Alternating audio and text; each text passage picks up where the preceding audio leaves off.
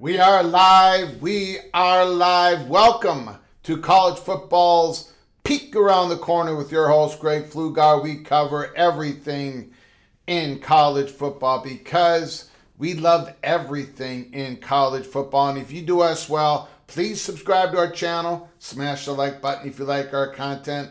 Share the video with your family and friends. Do not forget to ring the notification bell. You don't know when we're coming on next. I don't know when we're coming on next. So you got to subscribe and ring that notification bell. If you want to support this national, independent, rebel outpost for all of college football sickos with a donation, help us keep the lights on and grow the channel. Just hit that dollar sign where you make your comment, and I will get to your super chat as quick as I possibly can. Welcome everybody into the studio that sits on the corner, the very corner of Keith Jackson Parkway and Kurt Gowdy Avenue. Do not be afraid. Do not be afraid to become a legend with your comments and with your phone calls. I hope you all are having a beautiful day today. It is Friday, June 26th. We are going to be doing a spotlight. I don't know what number team this is. We have done a lot. We're not quite up to 60 yet, I don't believe. But today, we are doing the Oregon Ducks. The Oregon Ducks. And when I was breaking this all down, when I was breaking down all the tape, when I was breaking down the roster, I got a little queasy. I got to be honest. I'm supposed to be Greg the Gold this year. I know I'm going to be Greg the Gold this year. It's got to happen. It has to happen. It will happen. But Oregon has got me a little shook. Yeah. They lost a lot of players, yada, yada. A lot of talent, NFL draft. Did I make a mistake?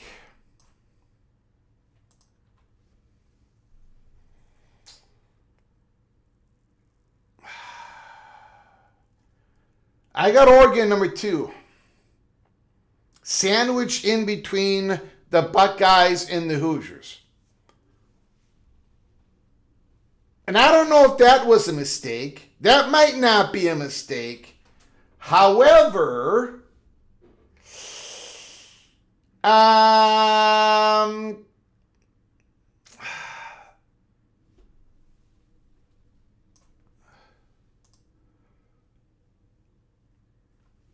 Oregon as a 6th seed.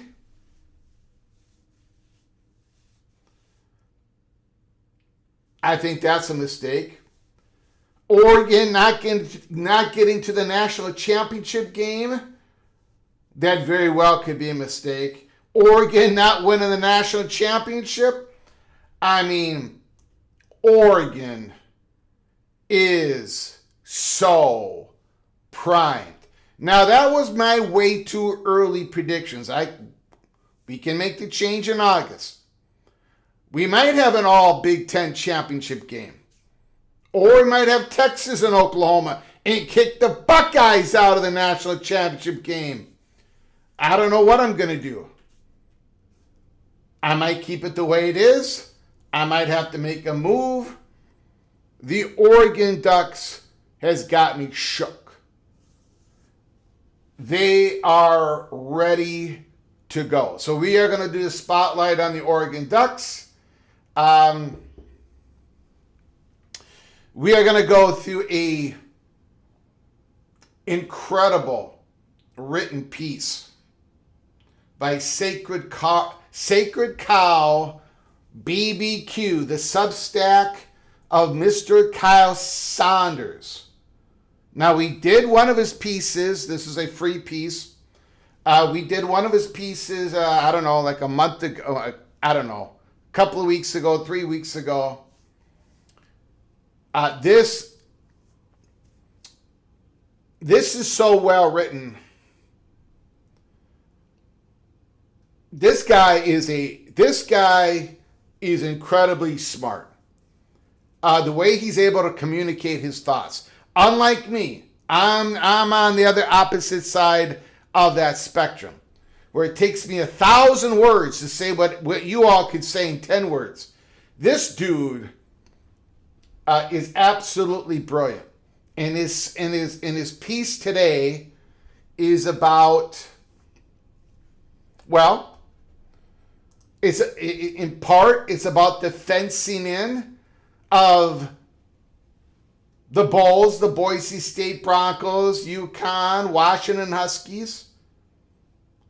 How they're in this bill, they're fenced in. They're paralyzed. They can't move up. That is just one part of the article. It basically talks about we're going to go through it. An incredible article. It talks about the Protecting College Sports Act and how it is squeezing everybody. It's making everybody, I'm going to use a word that he did not use. It's making everybody skittish. It's making everybody skittish, which could, and this is my phrasing once again, it could lead to somebody having a happy trigger finger when it comes to the next realignment, where somebody's firing off something that they don't have to, not quite yet. But people are, because this is sort of an open-ended, okay, so there is sort of a deadline, right? This has got to get done before August recess, because when they come back, there's going to be an election cycle. But this is probably going to happen again. This is going to be restarted again next year. And as we have reported to you,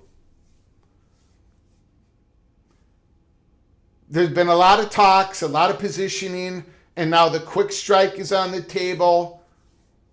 All of that stuff that we've been talking about. You can't put the toothpaste back in the tube,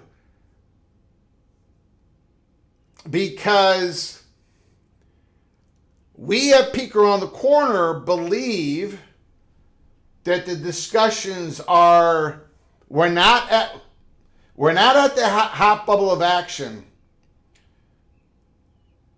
but the next step is the hot bubble of action. We are on the precipice. Let me tell you what this show is really going to be about. The Kyle Saunders incredible piece. I have to go through it. Incredible piece. We are going to do the Oregon Duck Spotlight. As we do almost in every single live show, we take one team and we put the spotlight on them. And it is Oregon Ducks are looking mighty good. Holy smokes. But there is something that I want to end the monologue with on this live show. The title of this show is Realignment, Cloak, and Dagger is more intense than we expected at PATC. Now, I think we've done a pretty good job thus far, right? The Florida State money, I think we've done pretty good here. The Ross Dellinger article basically confirmed all our reporting. But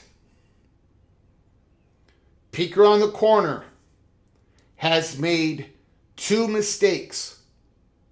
They were not intentional. We gave you 2 bits of information that is wrong. And that happens, and I'm going to apologize. I'll apologize right now. I'll apologize at the end of the, when we talk about it, in the back half of the monologue. It's not about the schools. It's not about the Holy Smokes Theater. It's not about that.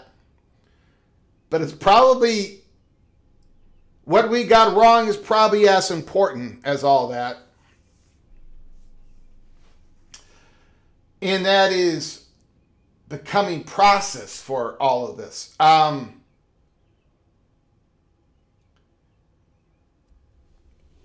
We go through the rules of realignment, right? Realignment never sleeps.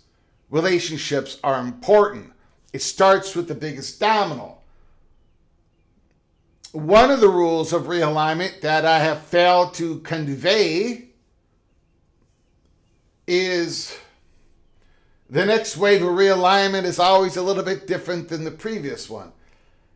There are things that I have described to you, things that I'm looking for, and I was told today very strongly, and I'm not going to tell you who it was, obviously, that I have conveyed incorrect information to Peek Around the Corner, the family, you guys. We're going to get into it.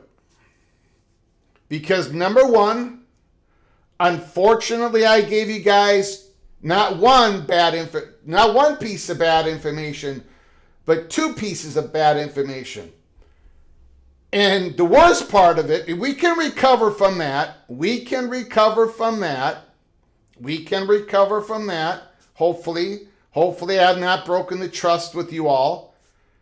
But it leads to the fact of this. The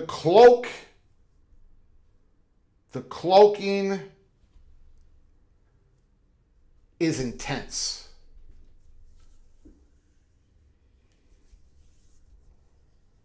What I have relied on in the past, a couple of the tools that we have used in the toolbox cannot be used on this one. It's a little daunting, but we're going to get through it. So we are going to...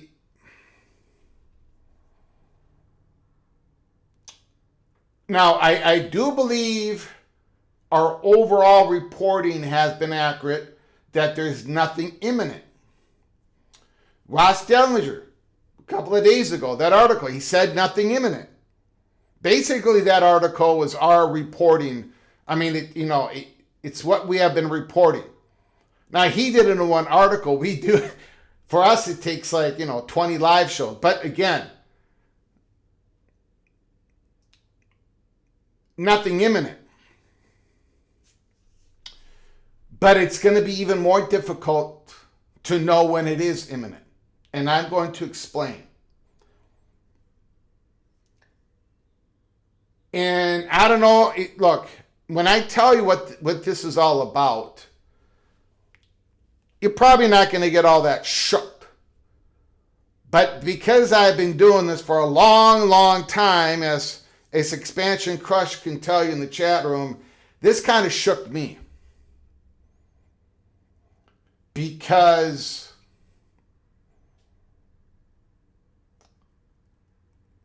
we lost our compass. We lost our radar. We lost something here. There's something that I'm not going to be able to see. And it was explained to me why and all that stuff.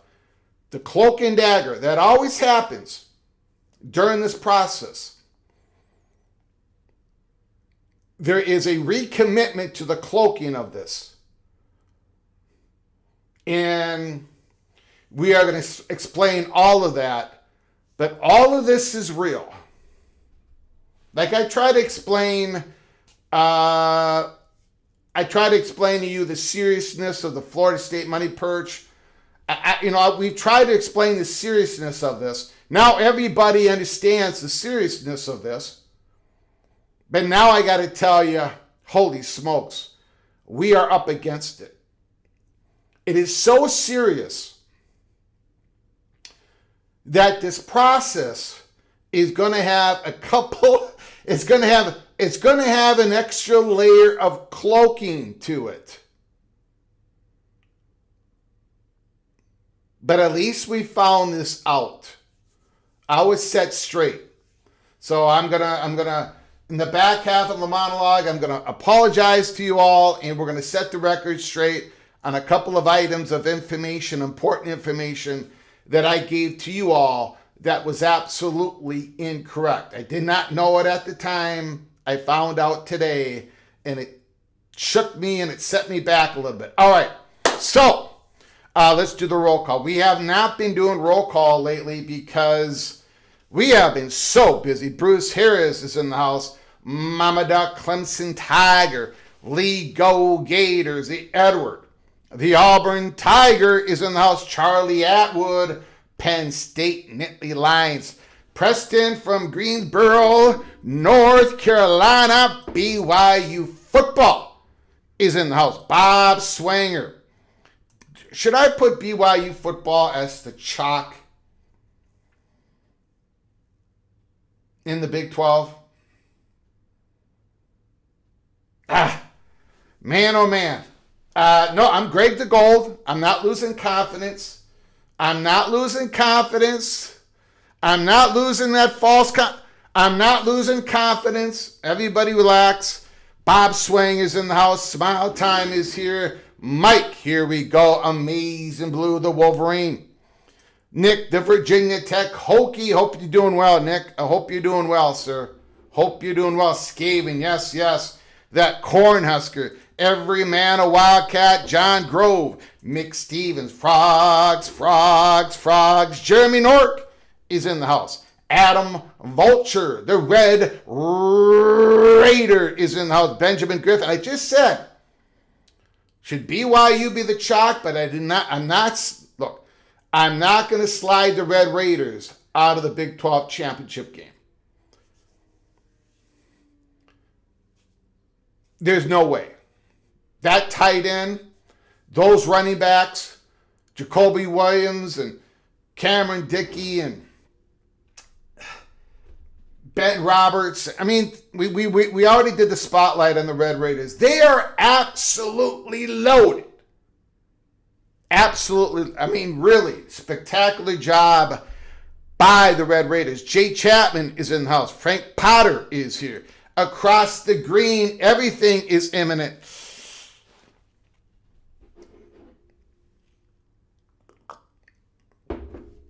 I don't think so.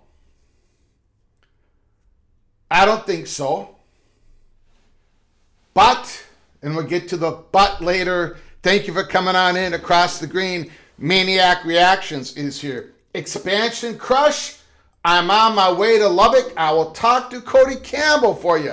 Thank you, Daniel. I appreciate it very much. Thank you very much. MBM.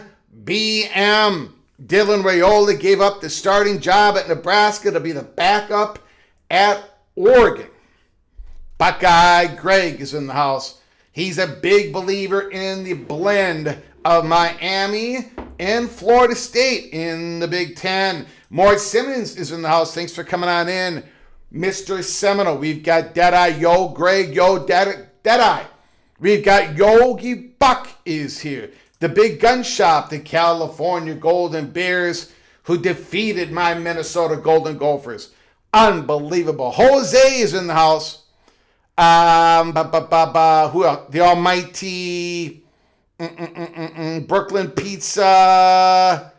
Who else made it in? I don't want to miss anybody. I do not want to miss anybody. Brooklyn Pizza. Well, look, the Gophers, I mean, they finished in the top half of the conference the first 2 years of going to 18 teams. The Golden Gophers are going to be in the upper half of the conference this year. They're going to go at least 5-4. 8-4 is the floor. 8-4 is the floor. They're going to beat Michigan, or they're going to beat Washington, or they're going to beat both, or they're going to have the triplicate win, the triple play win, Michigan, Washington, Penn State. Yes, I said it. Yes, I said it. Bruce Harris, we've got ourselves our super chat. Holy smokes. $2 holla.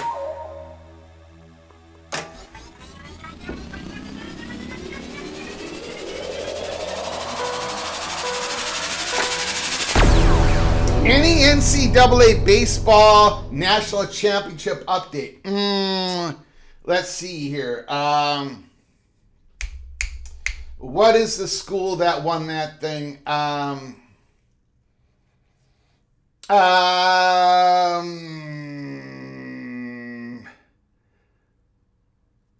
just can't. Bruce Harris. I just can't think of the name of the school that won the national champ. Oh, it was Oklahoma. Congratulations, Bruce Harris.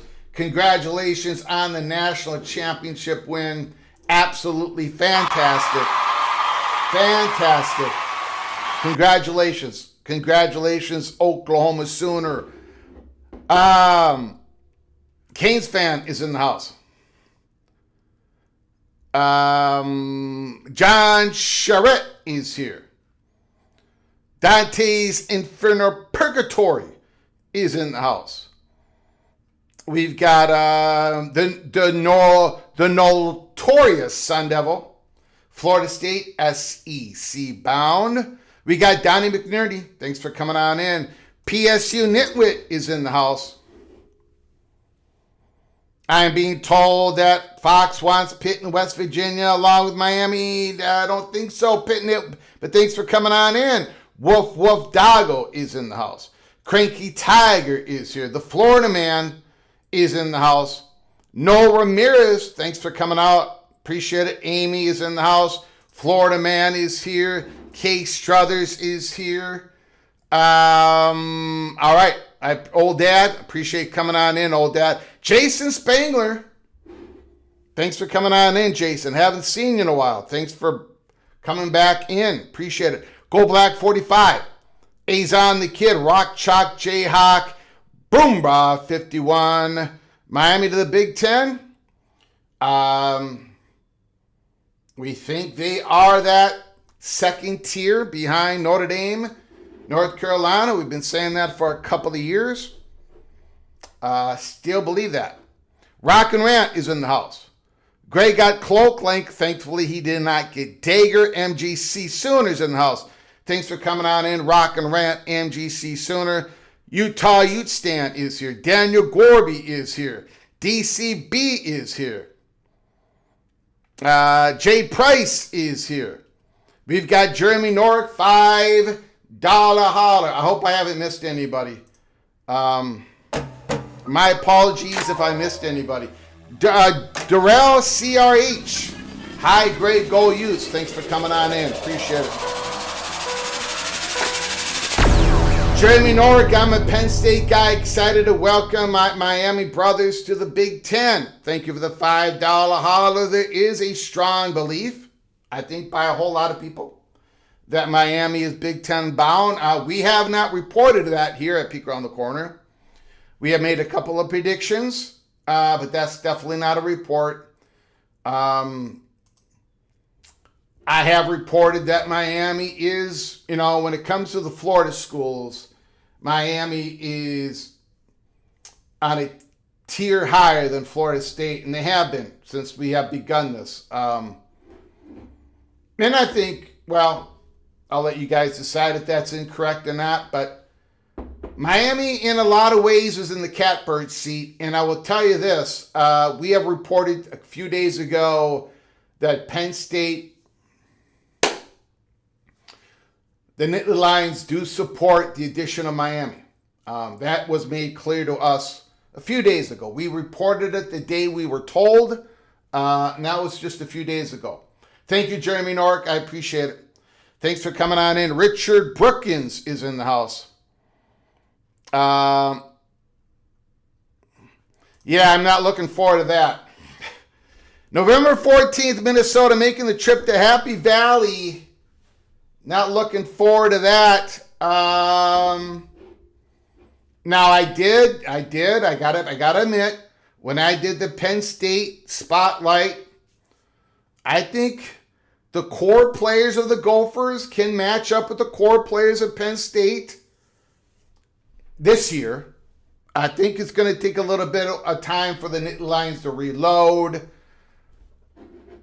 But Happy Valley is a very difficult place for a lot of the Big Ten schools. And one of those Big Ten schools is definitely my beloved Minnesota Golden Gophers. All right, here we go, guys. Let's first do the spotlight on the Oregon Ducks. Then we're going to go in the Kyle Saunders incredible article. Absolutely phenomenal article. We cannot do this live show without going through that article. And then I got to explain what we learned today. There is more cloaking. Whew. This is going to be difficult. I have to admit, we gave you a couple of bad information here at Peek Around the Corner. It was not correct at the time we gave it out. And we've given it out a couple of times. So I got to take a step back, tell you guys it was wrong, and we'll get to it. And it's going to make things a little bit dicey. So we'll get to it. But it's very important information. Boy, oh boy, Oregon. My goodness. I tell you what. You guys are stacked. Look, I made a complete fool of myself last year. I mean, I did a lot, of course. But when we did the watch parties, when I did the Oregon Ducks watch, when I did the Oregon-Minnesota game watch party, I came on here 30 minutes before kickoff. And I had this whole thing. You know, I sang the song, PJ rolled the boat ashore, hallelujah. Like Michael rolled the boat, but I did PJ rolled the boat ashore, hallelujah. PJ rolled the boat ashore, hallelujah. I mean, I made this whole, like the miracle was going to get pulled off. We were going to do it. Somehow the Gophers were going to beat the Ducks. Somehow on national television on a Friday night. And Oregon took us to the woodshed, and they didn't even have a bead of sweat on them. It was ridiculous. So I made a complete fool of myself. The question is, am I making a fool of myself again this year with Oregon? Because I do not have them in the national championship game.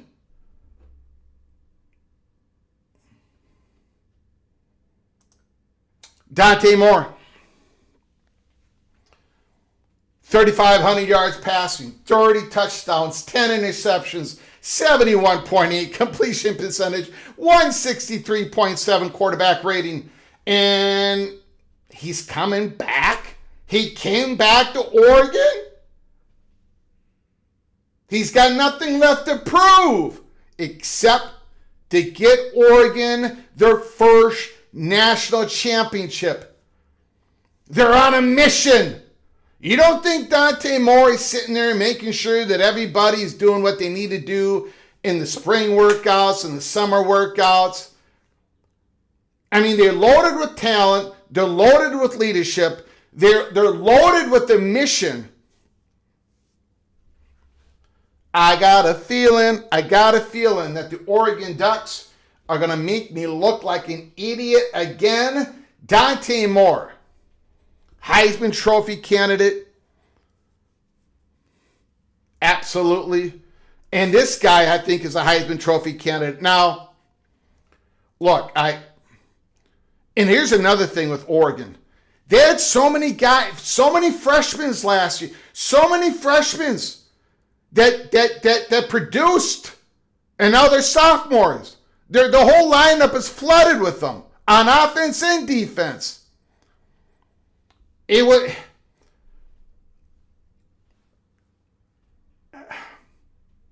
And then the portal. I mean, this team is absolutely stacked.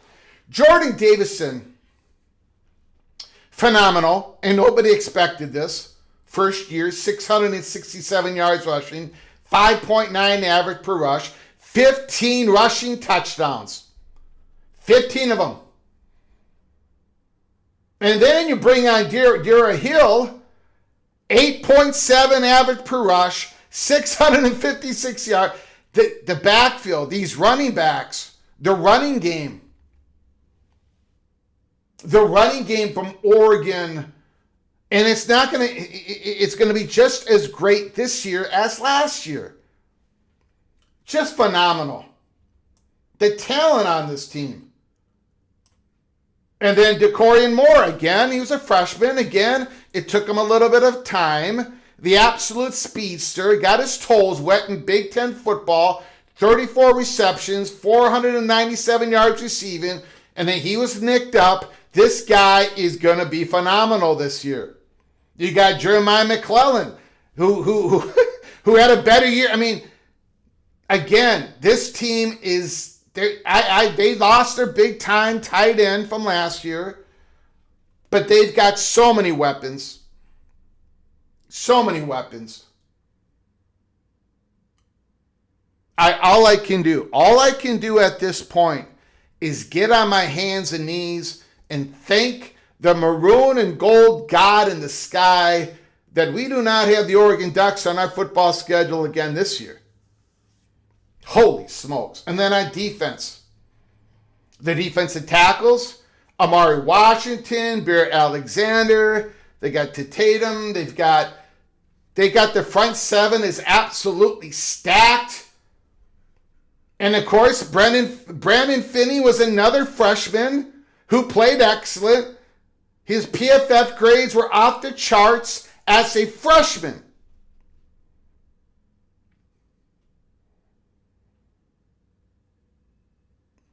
Absolutely loaded. This team is absolutely loaded. And of course, they got Corey Pirch, the Golden Gopher safety, who had a phenomenal freshman season. He was pretty bad last year, but again, new setting, Oregon Ducks. He's got so much talent around him. He's going to make some big plays for Oregon this year on special teams, on defense. The Oregon Ducks are primed for a national run. The football schedule, there's some challenge in there. Boise State, Oklahoma State, first Big Ten game at USC. Now, that's we've got USC finishing fourth, PATC. We got the Trojans getting the playoffs. That's a pretty difficult game. First conference game for the Ducks, but again, they're ready to go. They're absolutely ready to go. They got a home game against UCLA, home game against Nebraska, on the road, Illinois, Northwestern, and then at Ohio State. We've got Oregon losing that game. That's why we've got Oregon finishing second in the Big Ten. We've got Oregon losing that game. Then they play Michigan, Michigan State, Washington. This is a tough schedule. This is a real tough schedule here. But again, Oregon is off the charts talented. And Dan Lanning, they got the coaching staff. The Oregon Ducks are going to have a magical season. The only question is, to be honest with you, do they win it all? Is this it for Oregon? I do not have them in the championship game. Am I making another big mistake with the Oregon Ducks?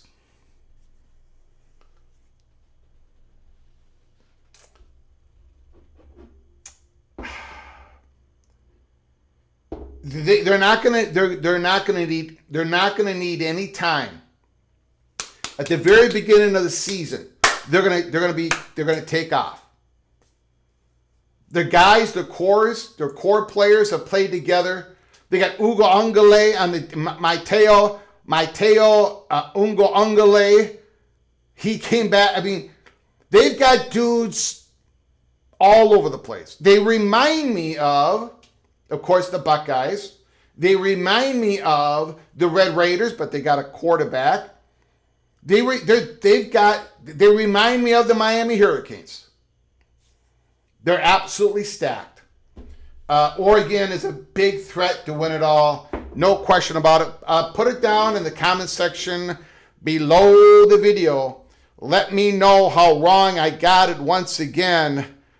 But, and maybe I do have it wrong. Maybe I should have Oregon going to the national championship game. Maybe I should have a Ohio State-Oregon Big Ten championship game, Ohio State-Oregon national championship game.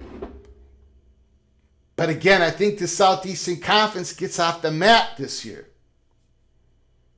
I also think Notre Dame and Miami are a big threat to get both of those teams to get back to the national championship game. Miami from last year, Notre Dame from 2 years ago. Woo! There are some stacked, talented teams going into 2026, and it's going to be a blast to cover it all here at Peek Around the Corner. Donnie McNerney, we've got ourselves a $5 holla.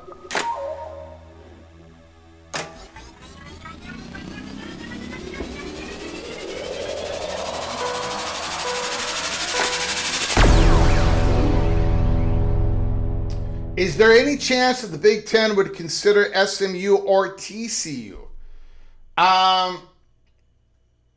Sure, there's always a chance. I would handicap that as TCU would be under consideration if the Big Ten went to 24 at some point. I got to be honest with you, I have not heard anything about TCU during this whole, this whole thing. I have not heard anything of TCU. But is there a chance? Of course there is. I just would not. I don't think it's in the. I don't think they have war gamed anything out with TCU. I don't think SMU is a candidate at all. But I think TCU could be. There are things about TCU. There are some really good things about. Obviously, location, market is a big thing for TCU. That Big Ten would be interested. TCU's academic, not so much the research part, of course, but the academic, the high standards that the Horned Frogs have, that it would be very attractive. The money that's in that market, the demographics that's in that market. But I have not heard anything about TCU. If I do, I will let everybody know. Appreciate the $5 holler. Donnie McNerney, I very much appreciate it, sir. We've got Jonathan Weaver. Jonathan Weaver is in the house. $2 holla. Oh my goodness. Oh my goodness.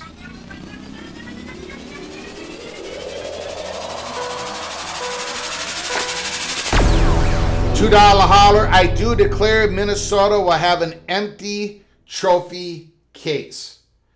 Okay, I will book that in, Jonathan Weaver. I think somebody else has done that. I'll go through the I do declare commitments. I'm pretty sure Ryan Willie, the Evil Badger, or Jacoby Cat, or both of them have made the same I do declare. Now Minnesota they have the axe, right? So Jonathan Weaver, you're saying something a little bit different than the Evil Badger and Jacoby Cat said. What you're saying, Jonathan Weaver, is Minnesota is not going to win the Wisconsin game, not going to win the Iowa game, also not going to win the Penn State game, because the Penn State has a trophy attached to it. The Nebraska game, we have the $5 broken chair. We do not play Nebraska this year, but it's not an official trophy, although it does mean something to the two fan bases. But Minnesota and Nebraska have not officially made that a trophy game. Oh, and the Little Brown Jug. Holy smokes. Jonathan Weaver.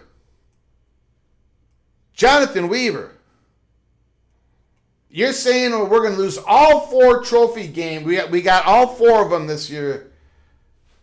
The only question is, do I give that a 4-pointer or a 5-pointer when it comes to valuation?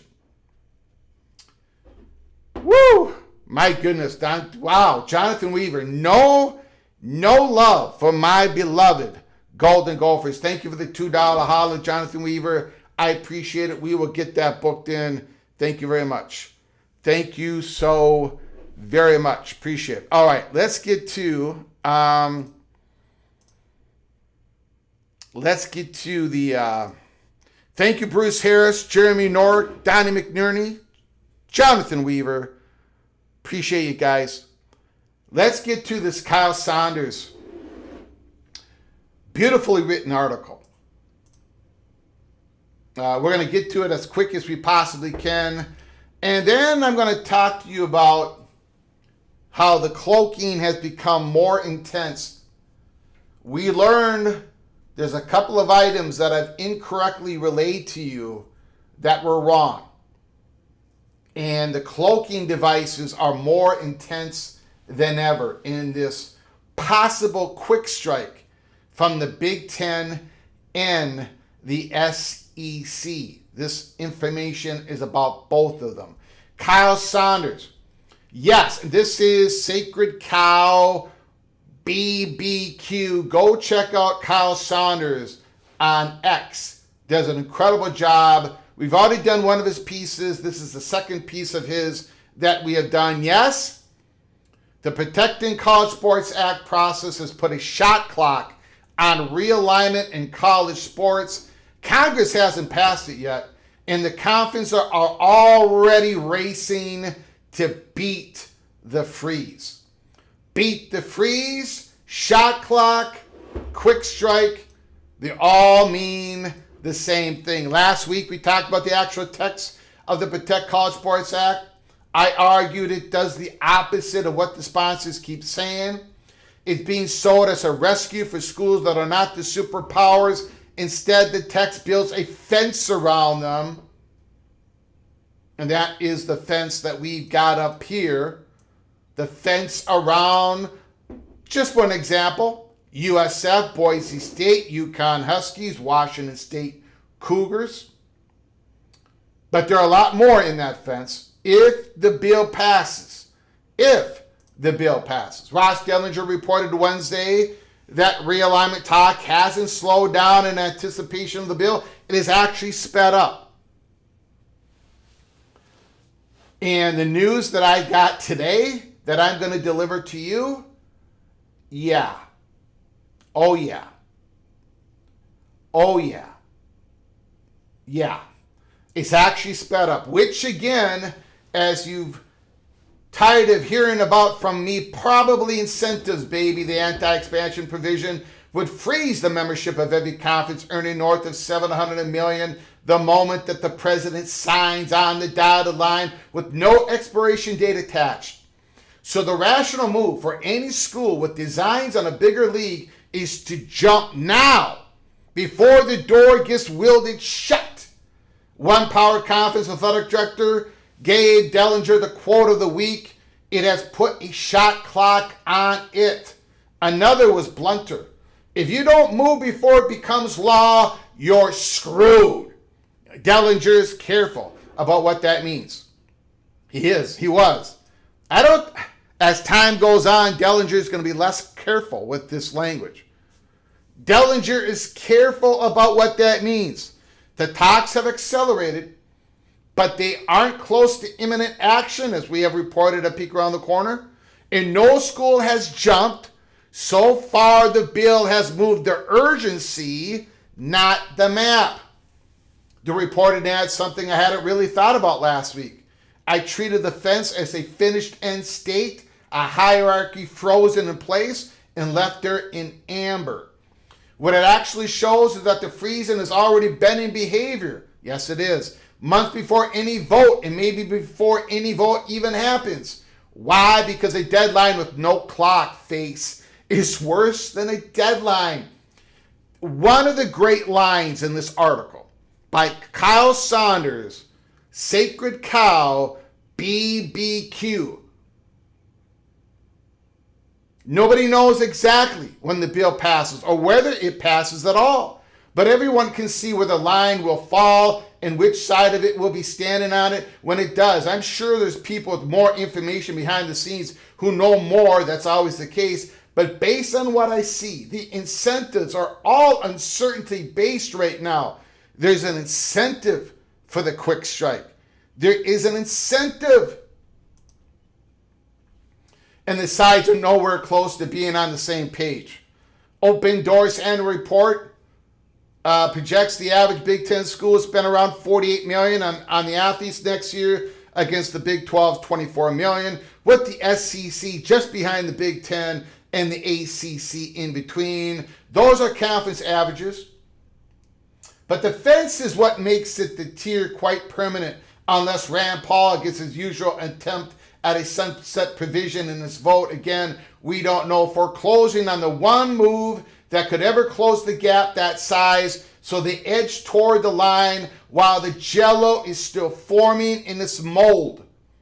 It's an interesting irony.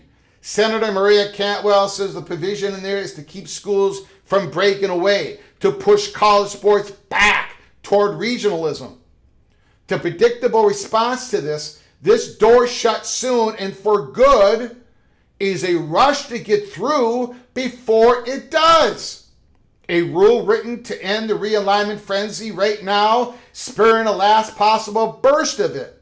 Miami's president told a local radio station, Joe Rose, the school is playing for the next contract, not the one that it's in. Clemson and Florida State spent last year suing the ACC and settled only once the league raised its exit fee, which is his own kind of tell. They wanted to know the price of leaving before they left. 7 ACC schools declined to sign the industry support letter for the bill. You don't have to squint to read that. The drafters settled the reading. Last week, the meaning of the Section 205 was contested, including by me. The provision is dense and its cross-references ugly, and the careful reader split on whether it blocks only a wholesale conference merger or bars the bound leagues from adding even a single school. The people who wrote the language have now locked this into, which can probably still change, but this is what they meant anyway. Dellinger reports that those who helped draft the provision on Capitol Hill confirmed it bars the 4 big conferences from acquiring any new member. Even those in the G6, even Notre Dame. A group of 6 athletic director put it 3 words. They've locked us in. That's 4 words. The section even appears to fence out Notre Dame, the one program that's made a religion of staying independent. That's the drafter's intent, not the courtroom ruling. And a few people still read the text differently. But intent from the people who held the pen is the strongest signal that there's a lawsuit. There is short of a lawsuit, and it matches the plain effect the bound leagues can't add. The conferences can't add. But the seam in the fence. But the language isn't set in concrete yet. And this part is new. Asked specifically about what the freezes does to the schools like the Washington State Cougars, a spokesperson for Cantwell didn't defend it. The office floated a hedge. There will be conversations as the bill moves, the statement said. And there may be some modifications to this fence. That's the seam in the fence. Kyle Saunders, Sacred Cow BBQ. And it runs right through one of the people holding the welding torch, Maria Cantwell. Cantwell has spent the last month publicly mourning what had happened to the Pac-12. She's warned that the SEC and the Big Ten could eat the best parts of the ACC and the Big 12 the same way the Big Ten ate the Pac-12. She pointed to USC and UCLA jumping to the Big Ten and asked what choice Washington was left with after that. Jump to or fall behind. Washington State, in Dellinger's phrase, is the poster child for realignment, and it sits in her state. Senator Ted Cruz has aspirational programs in Texas. Both authors wrote a rule that freezes the latter, and both represent schools stuck in a rung too low on it. Cantwell isn't wrong about the danger, of course. The open market is what has dismembered the Pac-12 and left Washington State stranded. The strong poaching the weak and calling it a market. A provision that stops the next raid is real protection.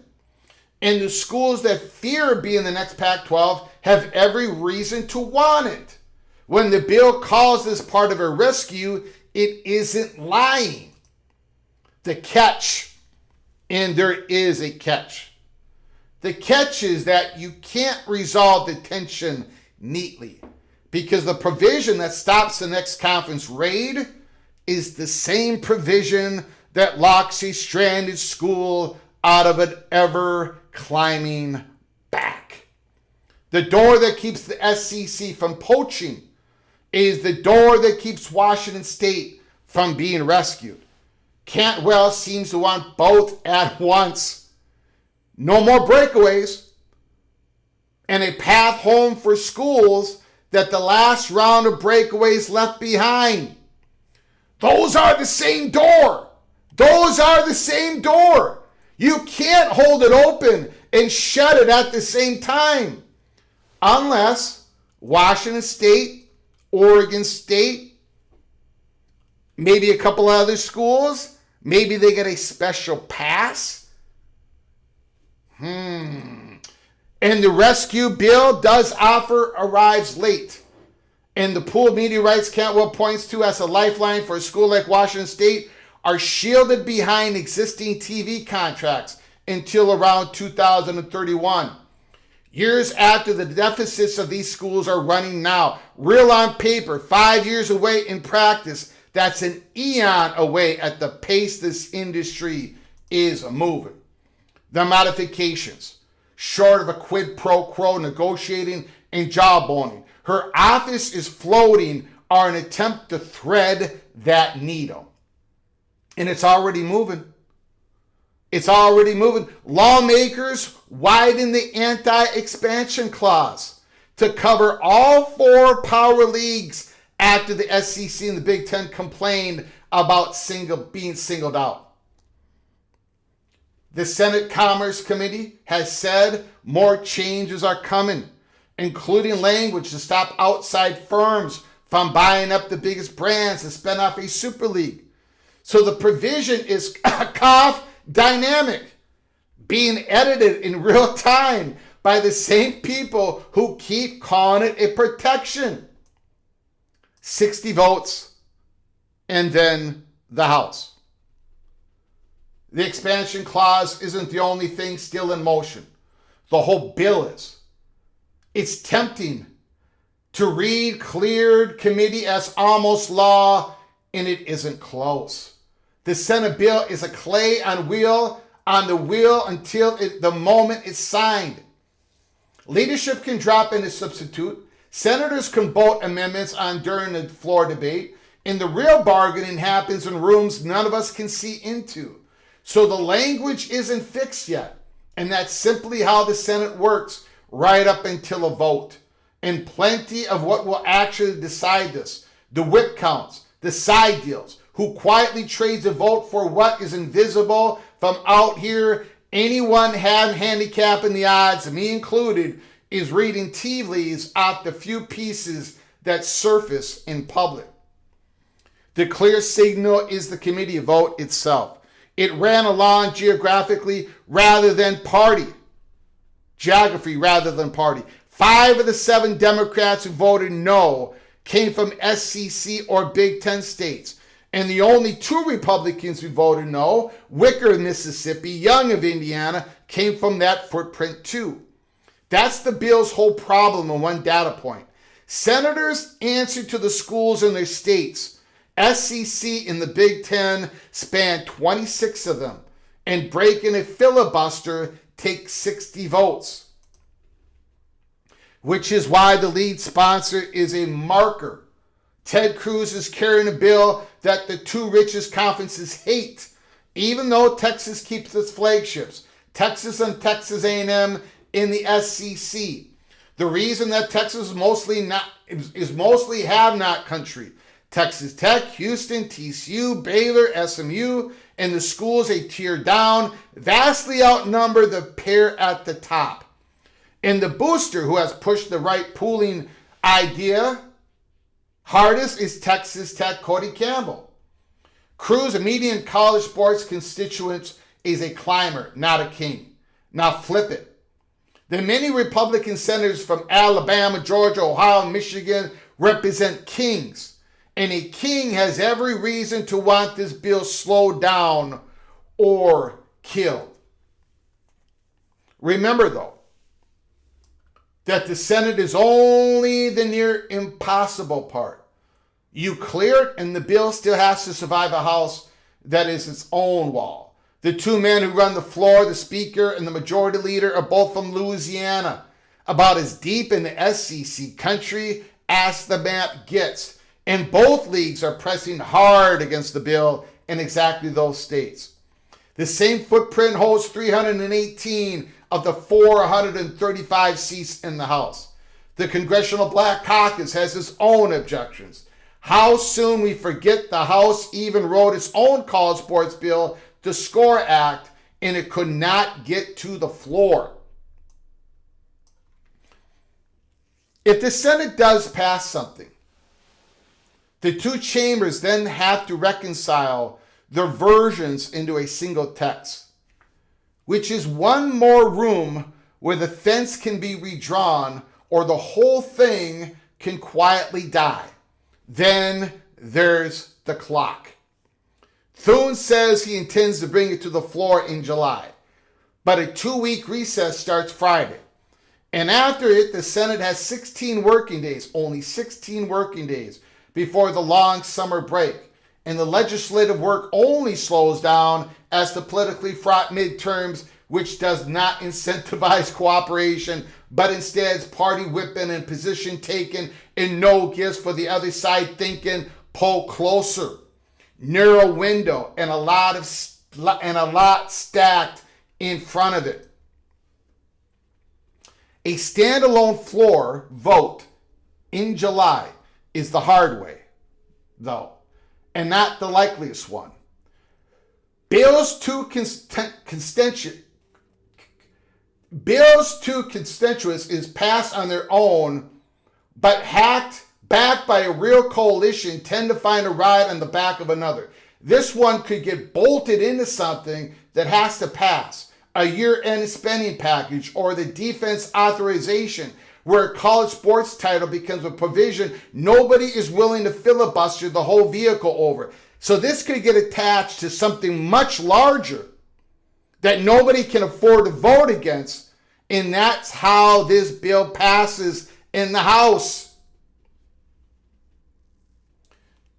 Or it waits for the lame duck session after November election when the calendar opened back up and the member who answers to the SEC are a few weeks past needing their votes.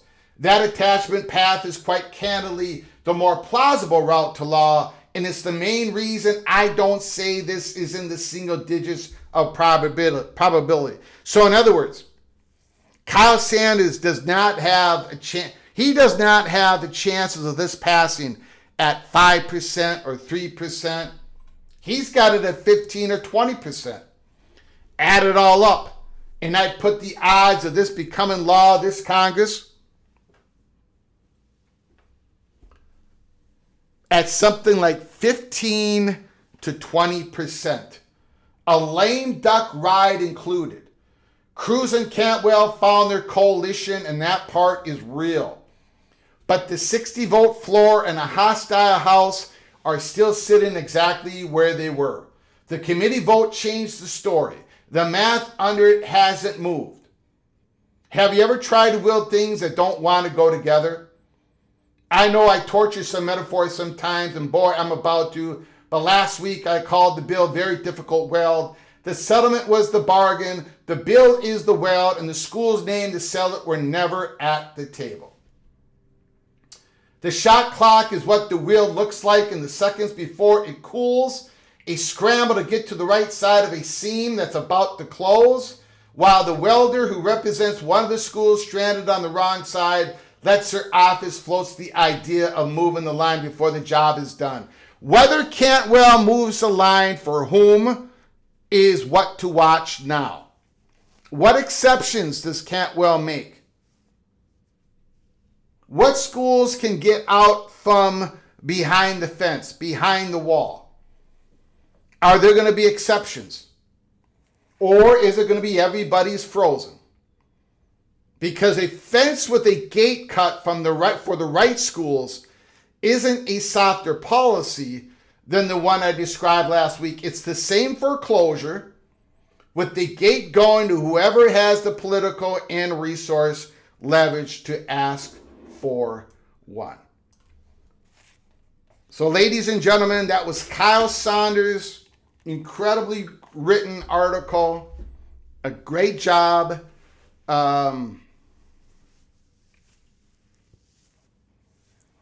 Sacred Cow, BBQ, Kyle Saunders. Go ahead, go to his X account, go to his Substack, become a subscriber.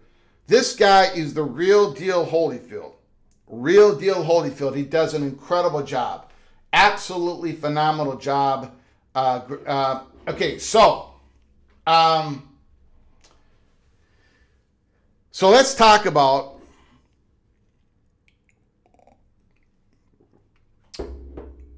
what I have learned here today that we got wrong at Peek Around the Corner. The cloaking is more intense than I expected at Peek Around the Corner. I've been doing this for a long time. I have given you guys a tip on what to look for, what we are looking for. And it turns out, I was told today by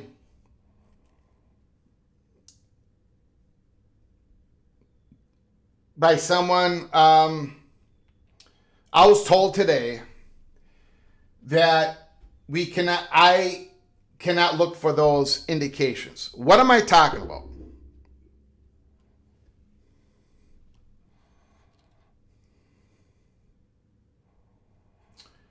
I reported to you that there were a few things that I was looking for.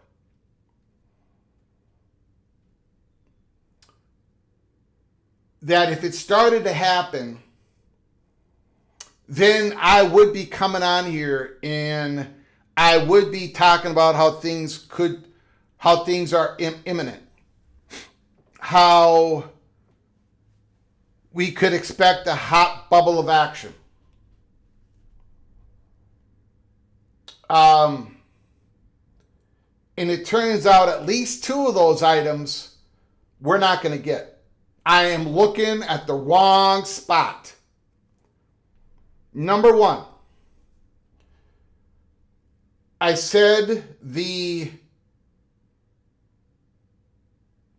and this is true. I gave you guys a couple of examples over the last year. The media companies leak.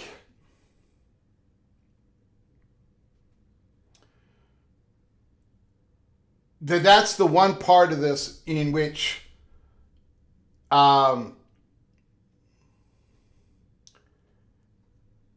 where I have been able to, it has been a fountain of information over the years that I have relied on. Now, of course, Money Perch, Chatter Behind the Curtain, B. Tim and Associates. We've also gotten relationships, leaks from media. And when the Florida State Money Perch broke to us that the schools, they know that there could be a quick strike from the Big Ten and the SEC, and we reported that to you. And then the next day, when the Miami president said what he had to say, I basically told you all, we don't believe anything is operational yet. One of those things we're looking for is a leak from the media. Because there has to be something generated. There has to be communication. There has to be discussions. And we're hoping that we get a leak. Or some Chatter Behind the Curtain gets a leak and a door is open to us and we can possibly give you...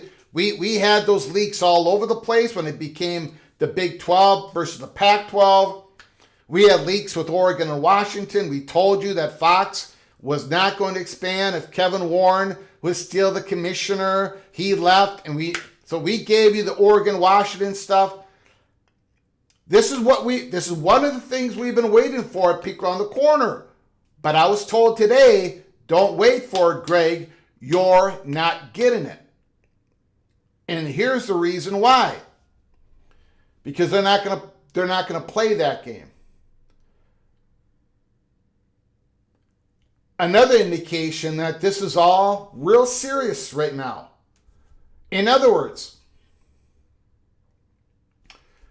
the chatter behind the curtain, this specific person, Ross Dellinger, they believe it, he's correct. Nothing is imminent. As we've been saying, but they're not going to need, there isn't going to be this, if the quick strike happens, it was told to us today that there is not going to be all this evidence of it. Like, there's not going to be an official going into the exclusive negotiation window of SEC and ESPN. There's not going to be this announcement that Fox and CBS and NBC are rearranging the deck chairs, that Amazon's coming in, that none of that is, they're not going to do any of that. The idea, the process, as explained to us today, was, I'll use Miami as an example. The process is, Miami in the Big Ten, of course, they've talked. I think that's clear to everybody now. Even the Miami haters out there and those who have been ripping on Miami for 3 years. Every time I talk Miami, I would get flooded. But I think everybody understands. Now that is it's a real possibility. I'm going to use Miami as an example. They've been talking. We don't believe they've settled on a number or a date or anything. We could be wrong, but we don't think that has happened yet. And I don't think any of the chatter behind that I know of, it doesn't seem to have happened. We don't believe it's imminent, but this is going to happen way quicker than traditional. Like, there's going to be an understanding. You want to call it an MOU? Call it an MOU. There's going to be an understanding. If the quick strike happens, if this sucker passes the Senate, and of course the House is going to be a big, it probably won't pass the House, but again, as Kyle Saunders, it could be attached. Who knows what's going to happen. But the Big Ten and the SEC they cannot afford to be caught. They can't have feet of cement. So what we were told today is that not only was there this communication through third party, however you want to call it, not only was this communication that, hey, the timeline could be sped up, but there was this communication that, hey, we're not going to, if we do this, we're not going to have everything settled. Not everything's going to be decided on. There's going to be a payout range, whatever. And it's going to be backed by probably Fox, probably by ESPN. But there's going to be the quick strike is going to happen without not everything nailed down. And the school is going to have to take a leap of faith. And the conference is going to have to take a leap of faith. And they're going to have to agree that the school, they're going to do the quick strike on the agreement. Not just the quick strike of the Big Ten and the SEC doing it before the law becomes official with President Trump signing it.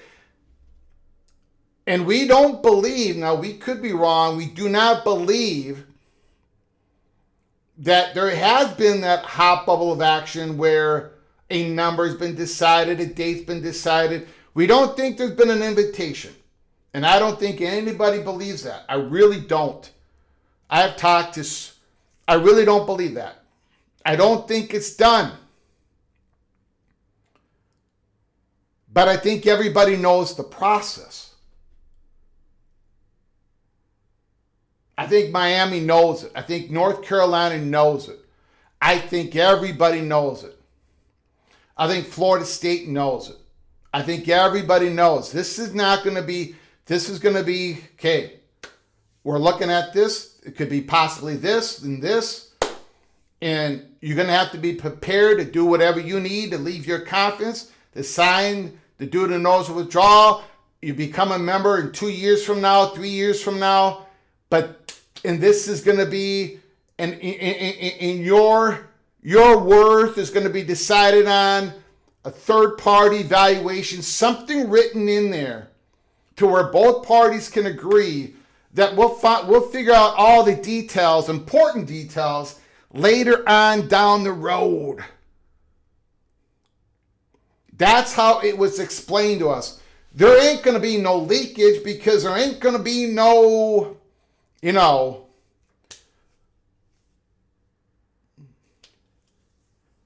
there ain't going to be that. It's not going to be like Washington and Oregon, where Washington met Big Ten. One of them met the Big Ten in Washington, D.C. The other one met them in New York City. It ain't going to be like that. So, when I was told all this, I went back and I said, so I'm thinking to myself, okay, so let's say I'm thinking about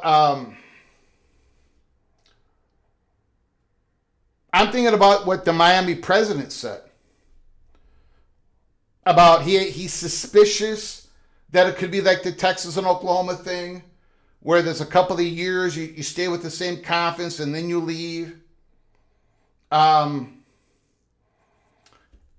Putting the dots together, putting the information together, it seems to be that Big Ten communicated with Miami, and I believe probably a handful of other schools saying the following: this is how it's probably going to work if it happens. The quick strike, if it happens, there's going to be a sign. You're going to sign in. You're going to play in our conference 2 or 3 years from now, and we'll figure out all the details later. I know that sounds ridiculous, but that's how it was explained to me. The schools are going to know like the floor of their compensation, but it's not going to be all, because there's a lot of negotiations that happen. They do not want leaks. If this is a race against the bill, this is going to be Cloak. The intensity of this Cloak and Dagger is going to be on a different level. The USC UCLA Cloak and Dagger, it was on a level in which 99% of the country did not know what was happening. This is going to be even more intense because this is a race against the bill. So that is one part, just one part that I got wrong, because I told you all that is something that I'm waiting for. And I was told today, Greg, this time you're not getting it because it's not even going to happen. There's another part that I got wrong. Man, it gets hot in the studio when I'm telling you guys what I got wrong. There's another part that I got wrong. And I said the other indication, because I've been saying this forever. This is like one of those things you say at almost every live show. I've been sitting here going, there is no way that the Southeastern Conference is going to expand.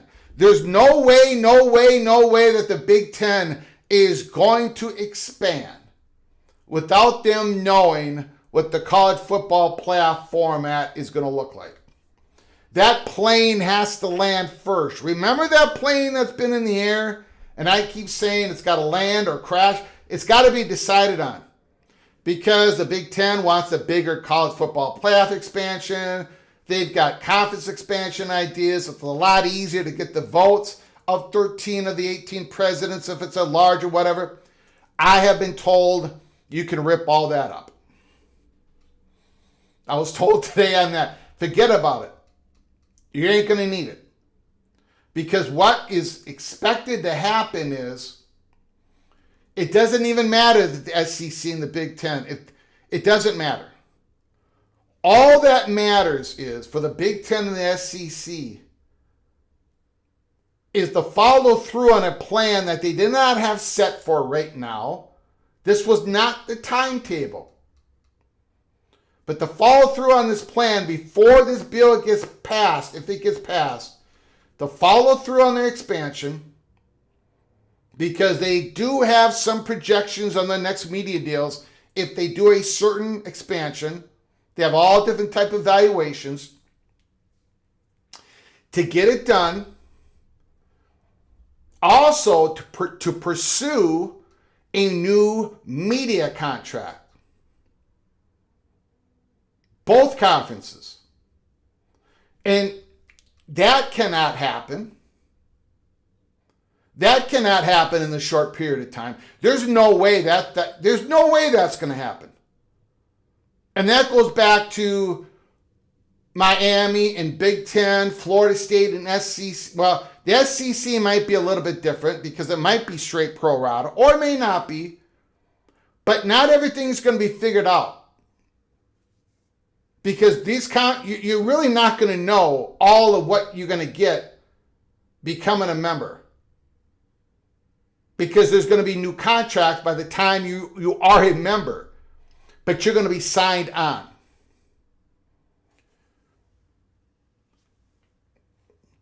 But the playoffs, eventually they're going to expand. And eventually the playoffs are going to form to the reality. The playoffs are going to go to 24 teams, in other words. If the Big Ten and the SEC both do the quick strike, now the incentive of the college football playoff expansion grows immensely, and they're going to figure it out. That is not going to stop the quick strike. So don't even look for it. So that is another part that I have been waiting on an indication for. We're not going to wait for that plane to land. The quick strike can happen regardless of what is going on in the playoff of 24, playoff of 16 argument. The expansion could happen regardless if we are hearing no media rights leaks, no media leaks. So in other words,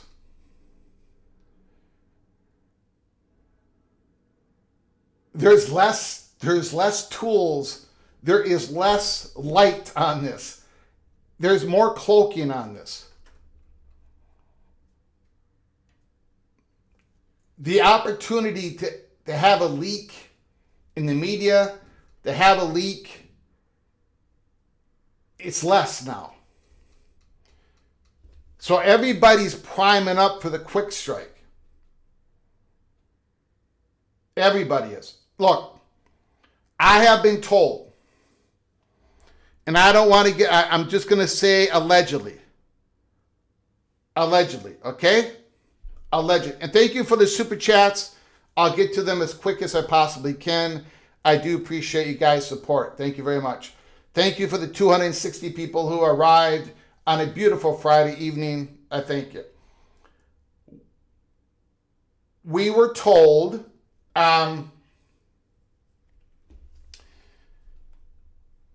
especially for the Big Ten, but I also think it's going to be true for the South. It doesn't matter. I mean, if Florida State gets an invitation to the Southeastern Conference, I mean, they're going to say yes. Clemson, yes. if they get an invitation to the Big Ten, they're going to say yes if the SEC don't give them an invitation. Miami's going to say yes. But I do want to... I was clued in on something. Because it may not be completely clear. The entire... When Washington and Oregon, when they signed on, when they said yes, they knew exactly what they were getting in media payouts. They knew exactly what they were getting with the percentage of the Big Ten network. They knew exactly everything. I think one of the reasons we were told that, for an example, the president of Miami, when he had that Joe Rose interview, when he first said, when he was asked, what are you looking for in the new athletic director? And the first thing he said is experience in media rights. Because I think Miami is going to want to have whoever their new athletic director is, they're going to want to have somebody who makes sure that they're going to get the value that they deserve in that Big Ten when they sign on, and the negotiations are going to be going afterwards. But none of these schools and these conferences, because of the bill, it could be frozen. None of these schools are going to sweat the finest, smallest details, and neither are the conferences. I know that it sounds incredibly strange to me because this is not how it traditionally works. It's not like these schools are going to be completely in the dark, right? They're not going to be completely, if they sign on to the SEC, sign on to the Big Ten, but they're going to limit the nuts and bolts details of these. They're going to limit the exposure of all this because they want to be able to get this done. Remember, none of this probably gets triggered. Let me put it this way. If this passes the Senate, now we're in a whole different arena. Now we are in a whole different ballgame. Even if it does look murky in the House, because of all the things that Kyle Saunders said and the things that have been told to me today, no one's going to be able to trust. People are going to get skittish, and people are going to get the happy finger. These schools, a handful of schools that have an opportunity to get to the Big Ten and the SEC, they're not going to be... They just want in at this point. They're not going to be sweating the small details. If this thing passes, they got to squeak in now.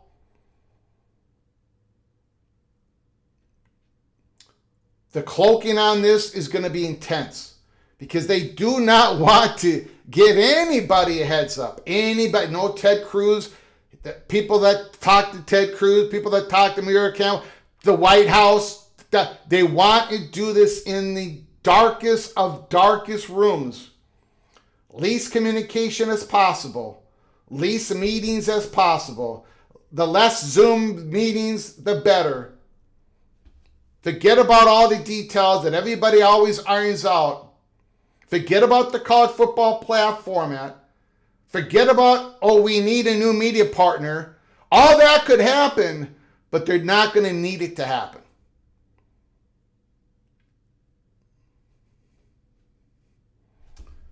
So, we got that wrong here, peek around the corner. I want to go to your super chats. Then I want to go to your phone calls. We've got Helmer Hennison, $5 holler. I appreciate it. We're going to get to your phone calls here in a little bit. Thank you all for joining us. I appreciate it.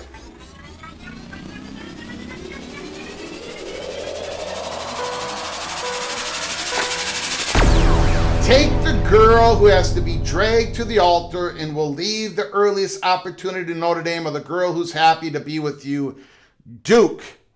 Well, again, we're talking about these the Notre Dame has all the details. They're not going to be coming into this. Everything that Notre Dame would get, that's already in the media deal.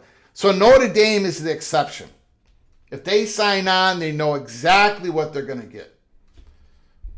And if a Duke signs on, they're probably going to be told. Let's just pretend that Duke gets an invitation. Duke's probably going to have an invitation and probably be communicated that this is what it's going to look like. A certain range is what it's going to look like without a Notre Dame. But with the Notre Dame, things probably be a little bit healthier for Duke. That might be part of what happens, but Notre Dame is going to know exactly what they sign on to. Thank you for the $5 holler, Evil Helmer Hennison, Evil Badger. $5 holler.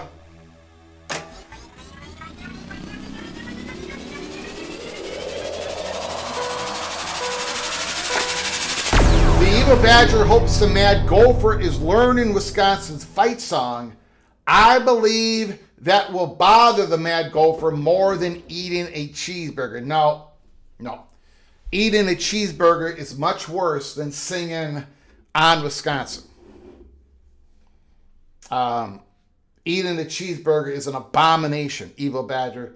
Hey, look, me singing, that's a gift. That's a gift to the world, Evil Badger, even with a horrible song like on Wisconsin. Thank you, Evil Badger. Thank you for the $5 holler. I very much appreciate it, Sir Preston from Greensboro, North Carolina. $5 holler.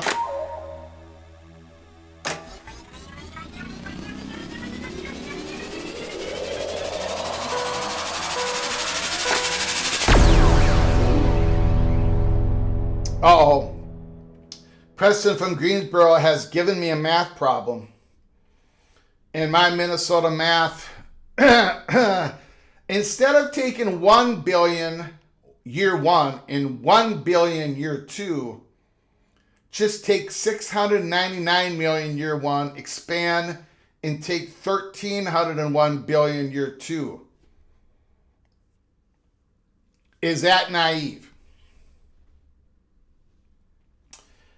I don't know if it's naive or not, Preston from Greensboro, North Carolina, because I got to be honest with you, I have no idea what the hell you're talking about.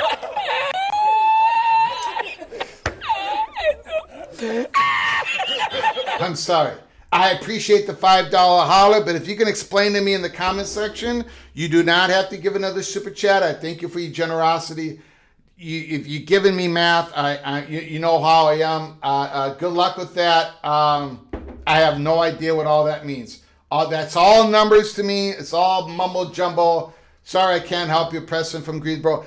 Everybody in the chat room, if you can answer that question, I would be very thankful.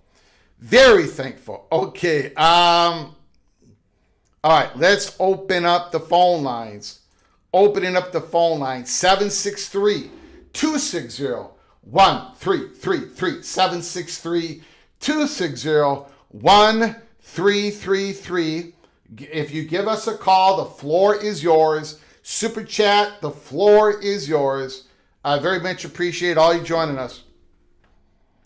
To get under the magical 700 million number, okay. Well, it's already too late because it's in the bill. It's the 2025 fiscal year, so it's already too late for the Big Ten and the SEC. So they can't do that. I understand what you're saying. Thank you, Preston. From Tristan 5. Tristan 5, the floor is yours. Thanks for calling. I do appreciate it, sir.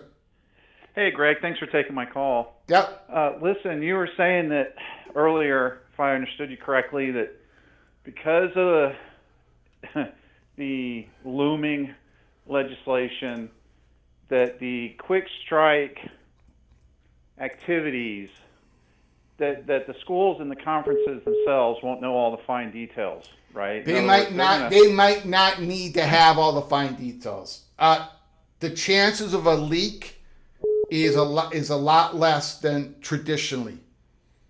They could have all the details, but they're not. It's a race against the bill, and they're not going to let details. They don't want to leak. They don't want anything to ruin it, right? It could be by the dead of night that there could be. It was explained to me. This is the time. This type of situation, this scenario, there could be an expansion news breaking at 1:00 in the morning, right? It's sort of like when the Baltimore Colts left Baltimore, right, and they went to Indianapolis. Yeah. The moving van showed up in the middle of the night. That's how it was. It was like this is how this is probably going to work. But go ahead. I'm sorry to interrupt you. Oh no. That's I wanted your feedback. Well, listen. So what I'm saying here is, probably the fine details are going to still have to be worked out. But listen, Greg, I got to tell you, there ain't no way on God's green earth that these conferences and these universities don't know exactly what their expansion candidates are worth to the networks. They know the exact number. It's all formulas. They do, but they don't know their media. Like they don't, for example, in the USC situation, the Big Ten was working out their media contract, right? And it was announced that they were going to, it was reported they were going to announce it. Then it was reported they extended it. They keep negotiating because USC came into the picture. So USC kind of knew exactly what they were going to get. I think this expansion is going to bring on new contracts, right? But I think this time the chicken is going to become before the egg. The new schools are going to come in, and then the new contract is going to come a little bit later. It's sort of different here. So they might not know exactly. And they're going to know a range. They're going to know the concept. They're going to know a range. And they might know the exact number. But it was explained to me, this one is going to be a little different. They're not going to be hammering out this stuff. It's becoming real quick. Let's get it done. No leaks. We don't want anybody to know. So go ahead, sir. Okay. Well, in my opinion, the conferences know exactly what each school is worth, each university. And they may not know the last time, they may not know the exact final amount only because they don't know which schools are willing to come where, maybe. Mm-hmm. I think they even probably know that at this point, though. Mm-hmm. But maybe North Carolina is still up in the air. But they're gonna. It's gonna happen quickly, so I guess that's good. I feel bad for the ACC because Greg, man, it feels like that conference is just gonna fall apart. If it happens quick like this, the way you're talking with the quick strike and everything, man, that conference is just gonna get ripped up. It could be a little bit worse than it was for the PAC, right? Because I mean, they legitimately have at least 6 expansion candidates, legitimately. FSU, Clemson, North Carolina. I guess you would count Notre Dame as a member. A Virginia school, UVA is coveted, and Miami. I mean, Greg, there's just tons of schools. What's going to happen to that conference if this happens really quick? They're going to have to act really quick. Man. Right? Yeah, I guess. The backfill is going to have to happen really quick. Yeah. I think that the UVA situation, Greg, is going to be decided based on a simple formula within the state, and the state politicians are going to have to make the decision that says send UVA to the Big Ten, probably because they can't get both schools into the Power 2 unless UVA goes to the Big Ten. Because I don't think the Big Ten will take Virginia Tech, and I'm pretty sure that if UVA goes to the Big Ten, then the SEC would probably be happy to get Virginia Tech, and that's the only way both schools will get into the P2. So I think that's how that's going to shake out. Okay. And so that's great for the Big Ten. That's great for UVA. And, and then we'll see what goes from there. But, the Big Ten, they have to have a presence in the Mid-Atlantic, Greg. They got to get Duke. They got to get UVA.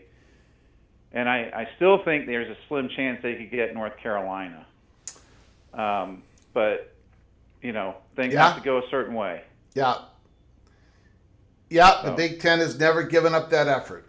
And the SEC's never given up that effort. Yeah. Right, they're still fighting over it. Yeah. All right, Greg, listen, that's all I had. I'll call you later, and you're doing a good job, and keep up the good work. I do appreciate that. Thank you for the kind words, sir. Thank you for the phone all right, call. Take care. Yeah. Bye-bye. Yeah, I mean, look, they might have everything figured out. But they might have everything figured out. And maybe maybe I will give you guys, maybe I'll be lucky enough to have a door open to us like every other time that we've done this. And I'll be able to give, there's a leak, there's a certain but the finest details do not get ironed out until the very end of the deal. And that's how, they everything gets rushed at the end. It's the final 24 hours. It's the final 4. On June 19th, go look it up. Go look it up on my X account at Flug Empire. On June 19th, 2022, when we were reporting from March 31st until June 19th, the USC talking the Big Ten. You all know the story. Covered in Los Angeles Times. But that June 19th, information I got from BTM, and I put it out there in the Post. And if Expansion Crush is still in the chat room, Daniel Montcastle, he can confirm it because he knew everything that was going on in real time because I was communicating to him. I wrote the post something to the effect of, it's a sensitive time for the Big Ten, something to that. It's a sensitive time. That's all I wrote because, well, I won't get into that. That's a whole nother. That's all I wrote on that post. It's a sensitive time for the Big Ten. And everybody knew I was talking to people who were following me. Everybody knew because it's the closing time. It's the time where the deal looks like it's going to go through, but at the last second it might not. You've done all that work, and at that point I was getting all sorts of leaks. I was being told I couldn't get anybody to pay attention to me except for USC 247, Minnesota 247. But that for example, when the Longhorns looked like they were going to go to the Pac-12, and at the last moment it didn't happen. It's the last moment stuff. It's the final. It's the details. It's that closing. This close, if this happens, they can prepare. There's been third-party talks. Those talks are accelerating. They are. Ross Dellinger, we told you, Florida State money purge. It's been all out there. Even before the Ross Dellinger's article. So maybe they have everything figured out, but they're not going to let the minor little details because of let me show you guys something here. Let me show you guys something here, if you all don't mind. This is from D1 Ticker X account. This is what Cody Campbell said to the Tulane Sports Law Director, Gabe Feldman, on the Sports Wise podcast. Okay? In discussion over the battle over college sports legislation in Congress. This is what, and I'm just going to read the top line part of it, okay? Cody Campbell, do you believe that the Protect College Sports Act will eventually get passed? This is what Cody Campbell said. I think it will pass pretty strongly in the Senate, and then we'll go to the House. Okay, then he talks about it. I'm going to tell you guys something, and I don't think this is any secret here. If this bill passes the Senate, that's going to be a story. Okay, that's going to be a story. That's going to be a story. We're going to be coming on live. We'll probably be following the votes on the Senate floor on C-SPAN. We'll have another live stream. If this passes strongly, what are we talking? 70?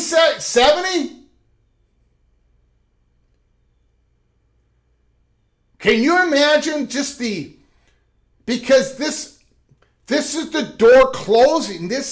If this bill passes and it's signed,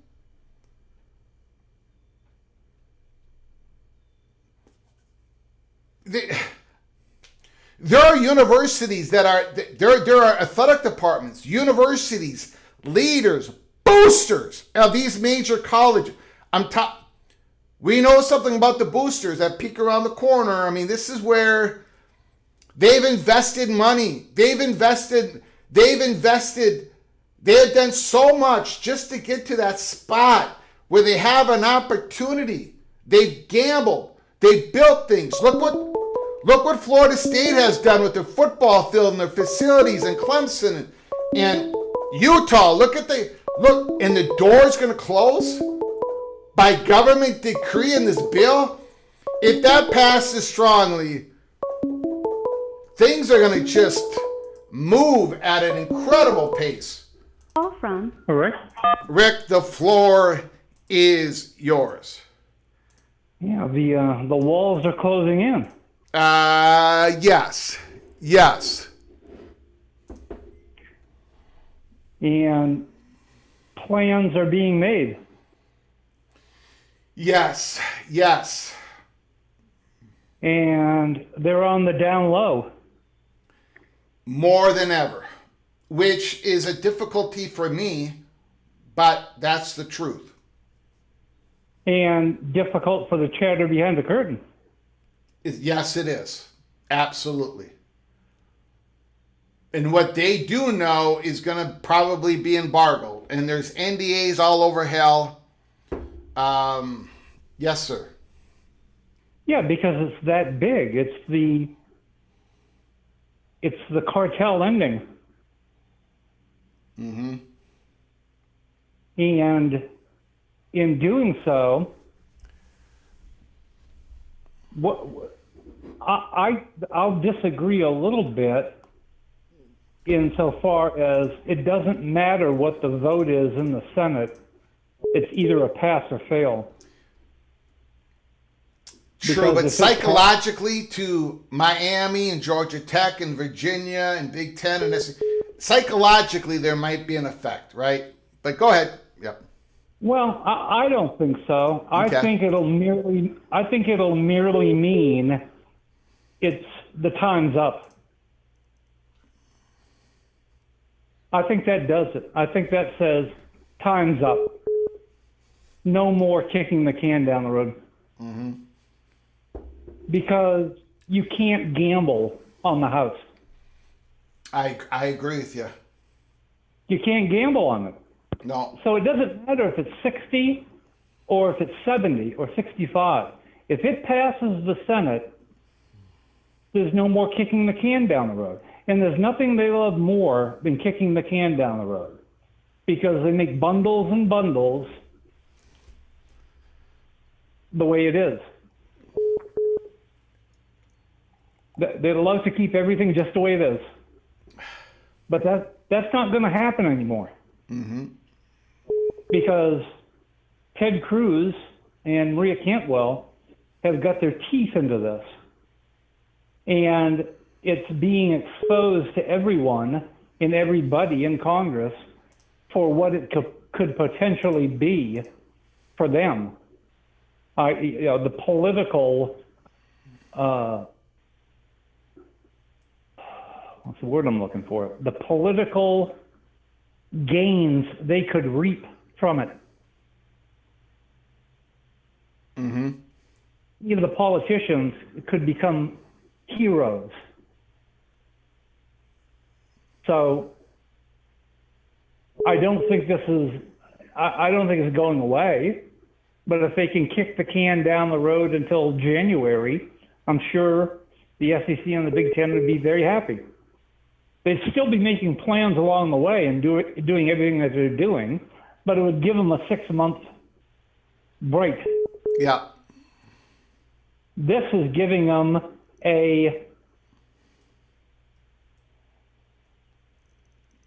depending on what is voted upon, a 2-week break.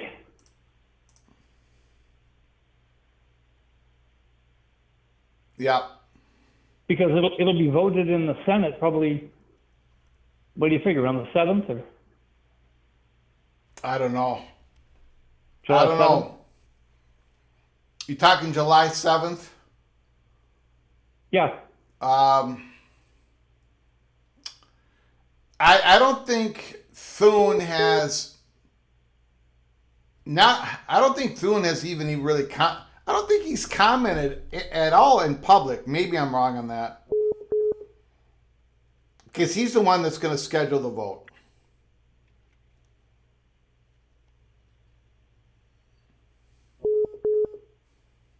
And you've got to have everything lined up before that vote is taken. Yeah.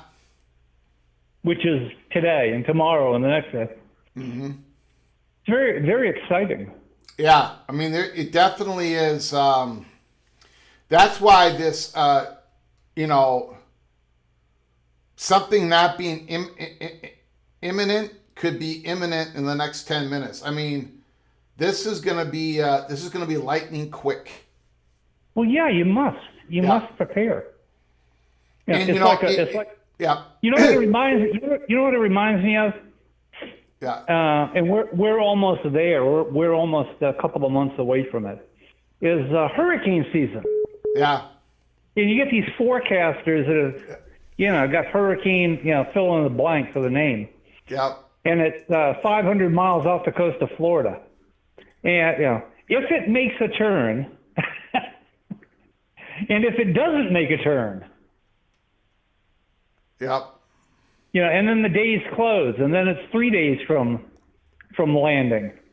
If it makes a turn, if the hurricane makes a turn, and if it doesn't make a turn, 2 different things happen. Yep. One not good, and one okay. Yep. So I see that it's ironic that Miami would be in the in the mix here. But yeah, there's a hurricane getting ready to either land or not land. Yeah. Have a great weekend. You got it. I appreciate it, sir. Great call.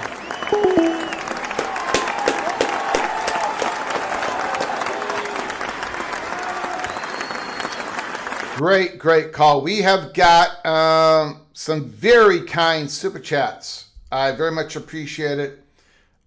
We got Helmer Henderson. What is the earliest you expect? Hold on. Call from Mohr Simmons. Mohr Simmons, can you hold on? I've got quite a few super chats. Very kind people. I want to get to them right now. Is that okay, sir? Yes. I appreciate it, Mr. Simmons. Helmer Henderson, what is the earliest you expect new conference members to play for the new conference after the expansion? Well, if this quick strike happens, I would expect those new members to be playing in their new conference in 2028. Now, I don't know. Could the ACC, could there be some sort of, the ACC is going to be trying to be Yeah, I don't know. I don't know why the ACC would budge on that, because you had to file your notice of withdrawal on or before June 1st, 2026 to be playing for your new conference in 27. So my guess is 2028 is the earliest. I mean, is there a possibility that, Florida State, Clemson, Miami pays a little bit more of a premium? They got to get out a year earlier.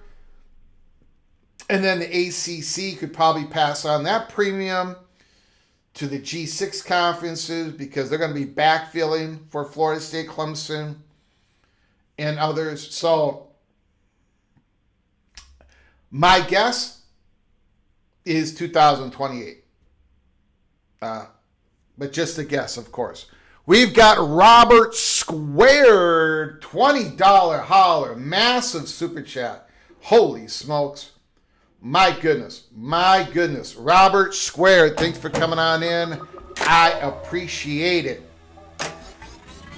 Looks like he gave me a shot. Well, maybe not. Greg the math cooler. The beer is cold because Greg doesn't know how many are in a case. Well, I do know there's 24 in a case. And I know I've only got 2 Bush Apple Light beers in the refrigerator that is about 15 feet away from me in the corner of the studio. I think I got 2 beers left. So I know exactly how many beers I have at all times, Mr. Robert Squared. But no, my Minnesota math is pretty bad. Thank you for the $20 holler. Thank you, Robert Squared. Thank you so very much. I appreciate your incredible generosity. Thank you. I'm very humble. Thank you very much. Christopher Hooter, $5 holla. The LSU purple and gold.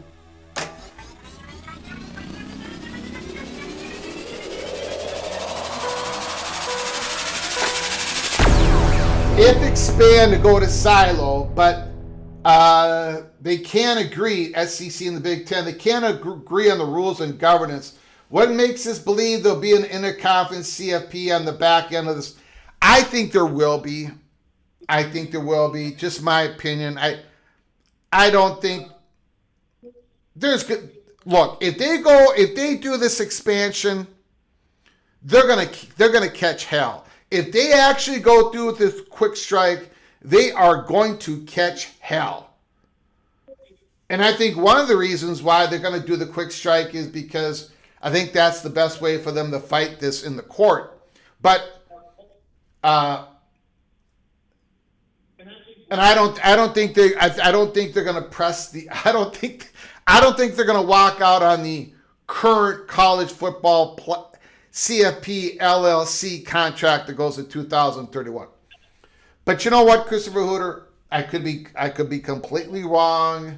It could set off a nuclear bomb. But I'm going to guess we are going to have interconference. I don't know how it would work, Christopher. Maybe the SEC will finally say, okay, we'll take a large part of the AQs in that CFP. That's one way out of this. Frank Potter, thank you, Christopher Hooter. Frank Potter, $10 holler. And then we'll go to Mohr Simmons' call here. Frank Potter, Virginia Tech Hokie.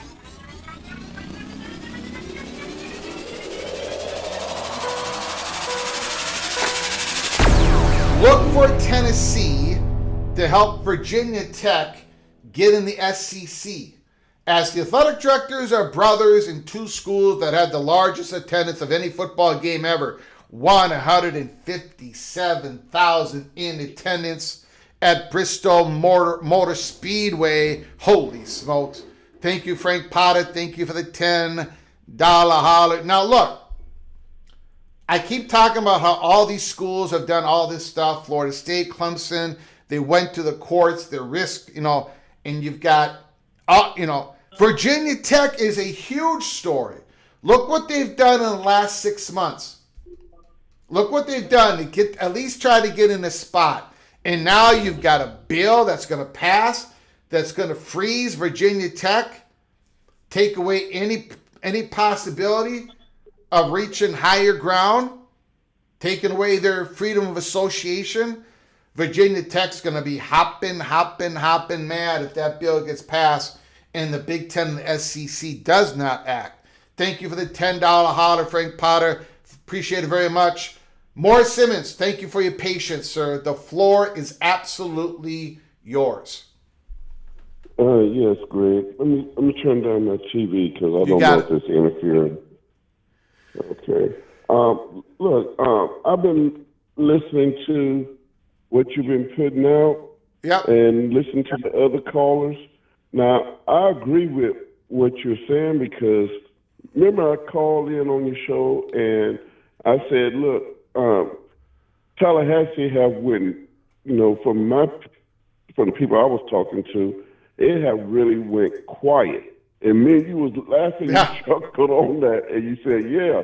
And I said, okay, when they go quiet like this, there's something cooking big time behind the scenes. Now, I would say this much. Yeah. I do believe, yes, they are talking. All these schools are talking to the various conferences. I also agree with what one of the callers said that some of these schools have already had evaluations done. Yes, so they've all had evaluations done. Okay, so the conferences have an idea of what these schools are worth. Okay, it's the language, and like I posted on here, which is everything gonna come down to trust. And I put it in bold letter, trust between the conferences going to do right by the schools that they want to come in and vice versa. It's going to require a lot of trust with these conferences and schools on both parties. Now, I will say also that opportunity present itself for Florida State to lead. They gone. That's going to happen so quick. We are gone. So also, I would like to say is when we was talking and I mentioned something to you on one of the calls, I said that it's looking more and more like 2028. And I'm going to stay on point. I'm going to stay on that because everything I'm looking at is 2028. Either we're going to be in the Big Ten or we'll be in the SEC. But I lean more to the SEC because the SEC have really, over the years with Florida State playing SEC schools, have really seen the value of Florida State and what they can gain. It ain't like we're not bringing any value to any one of these conferences. So I want everybody to know that Florida State brings value, tremendous value to both of these conferences. Absolutely. So we not something, we probably not playing like up to our standards right now, but we are the big brand. So my thing is this, whatever conference we go into, we bring value, and I would say that we will be in there in 2028. And like you stated, the reason why everybody's going to be quiet right now, it's an old saying in the Navy, from my Navy days. Yeah. Loose lips sink ships. Yes, sir. You don't say what's going on. You don't advertise. You don't leave no breadcrumbs out here because Cody and his cohorts, they're going to be looking for everything they can because this is going to wind up in the courts. They're going to look for everything. Yeah. Don't say nothing. The quick strike is what it's about. Quick strike. Get it going. Yeah. And wherever you're going, FSU going to bring attorneys with that. So the full weight of Florida going to be on board. Yeah. So that's all I got to say. You got it. All right. I appreciate it, Mr. Simmons. Thank you for your patience, sir. No problem. Got it. All right. Thank you. Beautiful. Legendary caller, PATC, Mr. Morris Simmons.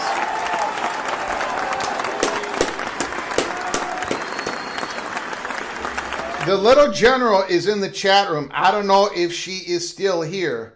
Little general, put down a comment in the comment section.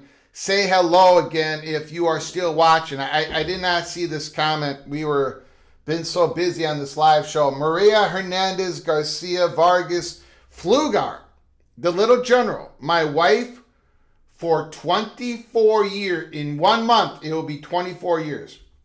July 27th. That'll be a 24-year anniversary. Maria says, Greg, can you say hi to Laura, Sophie, Jenny, Angel, Angel, and Joshua. Hi, Laura, Sophia, Jenny, Angel, and Joshua. Hi, nice to. I'm glad you're with my wife. Take care of her. Make sure she eats well tonight, and make sure she gets into bed early. All right. She should not be staying out all night. But thank you so very much. Hi to everybody. I hope you're all doing well. Little General, I hope you're taking care of yourself. The house is clean. It's not absolute. It's mostly clean, Little General. It is mostly clean. All right. I don't think she's still there. So, but anyways,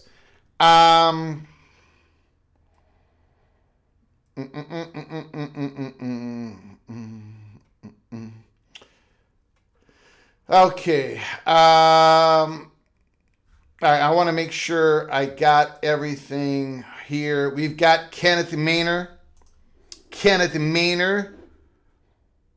the ECU Pirate, Gator, Maynor, a member for how many months? 15 months. Holy smokes. Kenneth Maynor, you are officially knighted once again. Cloak and Dagger, part of the family for 15 straight months. Thank you, sir, for all your generosity. I appreciate it. All your comments, great comments. 71 days until the future ACC member, East Carolina Pirates, defeat the Alabama Crimson Tide. Kenneth Maynor putting it all on the line. And he did that. He put it in the I Do Declare World Championship. It was one of the first ones. I don't remember which one it is. ECU will upset Alabama. That was the 9th one on the board. 5-point valuation. That's going to be fun. It's going to be a lot of fun to follow all that. Thank you, Kenneth Maynor. I do want to thank Kenneth Maynor for his generosity. Frank Potter, Christopher Hooter, Robert Squared, Helmer Hennison, Preston from North Carolina, the Eva Badger, Ryan Willie, Helmer Hennison, Jonathan Weaver, Donnie McNerney, Jeremy Nork, and Bruce Harris. Thank you guys. I appreciate your incredible generosity as always.